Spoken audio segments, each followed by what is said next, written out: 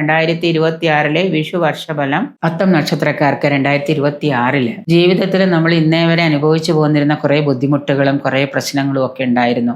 ഈ പ്രശ്നങ്ങളെ മുഴുവനായിട്ട് മാറ്റാൻ കഴിഞ്ഞിട്ടില്ലെങ്കിലും ഒരു പരിധി വരെ ആ വെല്ലുവിളികളെയൊക്കെ നിങ്ങൾക്ക് തരണം ചെയ്യാനൊക്കെ കഴിയും. ലൈഫിൽ മൊത്തത്തിൽ ഒരു ചേഞ്ച്, വിദേശത്തുള്ളവർക്കാണെങ്കിലും നാട്ടിലുള്ളവർക്കൊക്കെ ആണെങ്കിലും ലൈഫിൽ മൊത്തത്തിലൊരു മാറ്റം, ഒരു ചേഞ്ചസ് കൊണ്ടുവരാനായിട്ട് കഴിയുന്ന ഒരു വർഷമാണ് ഈ 2026 എന്ന് പറയുന്ന വിഷു വർഷം.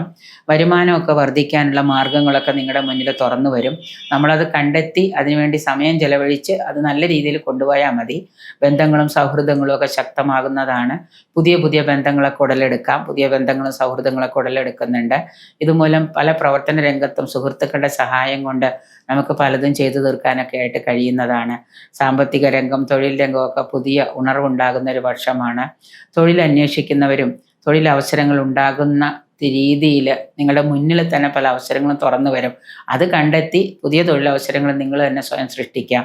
തൊഴിലവസരങ്ങൾ സൃഷ്ടിച്ചു കഴിഞ്ഞാൽ നിങ്ങൾക്ക് അതിൽ നിന്ന് സാമ്പത്തിക ഉന്നമനം പ്രതീക്ഷിക്കാവുന്നതാണ്. ചിലപ്പോൾ നിങ്ങളുടെ ഒരു ശ്രദ്ധക്കുറവ് കൊണ്ട് അത് കൈവിട്ട് പോകാതിരിക്കാനായിട്ടൊന്ന് ശ്രദ്ധിക്കുന്നത് നന്നായിരിക്കും.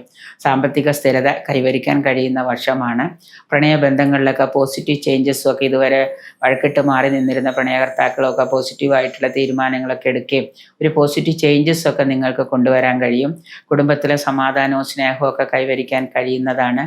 ആരോഗ്യസ്ഥിതി പൊതുവെ നല്ല രീതിയിൽ വന്നു ചേരുന്നതാണ്. ഇതുപോലെ രോഗാരിഷ്ടതകൾ കൊണ്ട് ബുദ്ധിമുട്ടിയിരുന്ന ആളുകൾക്ക് അതൊക്കെ ഒന്ന് മാറി കുറച്ച് ആരോഗ്യസ്ഥിതിയൊക്കെ ബെറ്റർ ആവുന്നതാണ്. മധ്യപ്രായം കഴിഞ്ഞവർ ഒന്ന് കൂടുതൽ ശ്രദ്ധിക്കുക. വയസ്സായവരൊക്കെ ഒന്ന് ശ്രദ്ധിക്കുന്ന നന്നായിരിക്കും. മാതാപിതാക്കൾക്ക് ചികിത്സയുമായി ബന്ധപ്പെട്ട് പണച്ചെലവുകൾ അധികരിക്കുന്ന വർഷമാണ്. ധാരാളമായിട്ടുള്ള പണച്ചെലവുകൾ വരുന്നത് കൊണ്ട് വർഷമധ്യത്തോടു കൂടി ചിലപ്പോൾ സാമ്പത്തിക ബാധ്യതയൊക്കെ വന്നു ചേരാം. അതുകൊണ്ട് കൂടുതൽ നിയന്ത്രണങ്ങൾ ധനച്ചെലവിൽ വരുത്തുന്നത് നന്നായിരിക്കും. കടം ധാരാളം വാങ്ങിച്ച് ചെലവഴിക്കുകയും പിന്നീട് ആ കടം തിരിച്ചു വീട്ടാൻ പറ്റാതെ വരുന്നൊരു സാഹചര്യമൊക്കെ വർഷ അവസാനത്തോടു കൂടി വന്നു ഭവിക്കുന്നുണ്ട്. നിങ്ങളുടെ ജീവിതത്തിലെ പല കാര്യങ്ങളും നിങ്ങളായിട്ട് ചെയ്തത് മണ്ടത്തരമായി എന്ന് തോന്നുന്ന ചില സാഹചര്യങ്ങളൊക്കെ വന്നുപെടാം. രാഷ്ട്രീയ രംഗത്തുള്ളവർക്ക് സ്ഥാനമാനങ്ങളും പ്രതാപവും ഒക്കെ കൈവരിക്കാൻ കഴിയുന്ന കാലമാണ്. ബിസിനസ് രംഗത്തുള്ളവർക്ക് സർക്കാരിൻ്റെ ബുദ്ധിമുട്ടുകളൊക്കെ നേരിടേണ്ടി വരുന്നതാണ്. IT പോലെയുള്ള കാര്യങ്ങളൊക്കെ സർക്കാരിൻ്റെ ഭാഗത്തുനിന്ന് ബുദ്ധിമുട്ടുണ്ടാക്കുന്നതാണ് ബിസിനസ്സുകാർക്ക്. അപ്പോൾ അത് നേരത്തെ മുൻകൂട്ടി കണ്ടുകൊണ്ട് അതിന് വേണ്ട തീരുമാനങ്ങളും തയ്യാറെടുപ്പുകളൊക്കെ നടത്തുന്നത് നന്നായിരിക്കും. ദമ്പതികളെ പരസ്പരം വേർപിരിയാൻ തീരുമാനിച്ചവർ ആ തീരുമാനമൊക്കെ പുനഃപരിശോധിച്ച് വീണ്ടും കൂടിച്ചേരാനുള്ള ഒരു അനുകൂലമായ കാലം തന്നെയാണ്. ഷുഗറുമായിട്ട് ബന്ധപ്പെട്ട് രോഗമുള്ളവർക്ക് ഷുഗർ സംബന്ധമായ രോഗങ്ങളൊക്കെ മൂർച്ഛിക്കാം. കുറച്ചൊക്കെ ഷുഗറുള്ളൂ, അതിന് മെഡിസിനൊക്കെ എടുക്കുന്നവർ ഒന്നുകൂടെ ശ്രദ്ധിച്ചില്ലെങ്കിൽ ഷുഗർ ഇരട്ടിയാവുകയും അതുകൊണ്ട് മറ്റു പല ബുദ്ധിമുട്ടുകളും നിങ്ങൾക്ക് വന്നു ഭവിക്കാം.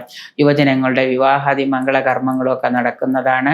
വ്യാപാര വ്യവസായ രംഗത്ത് അഭിവൃദ്ധി ഉണ്ടാകുന്ന കാലമാണ്.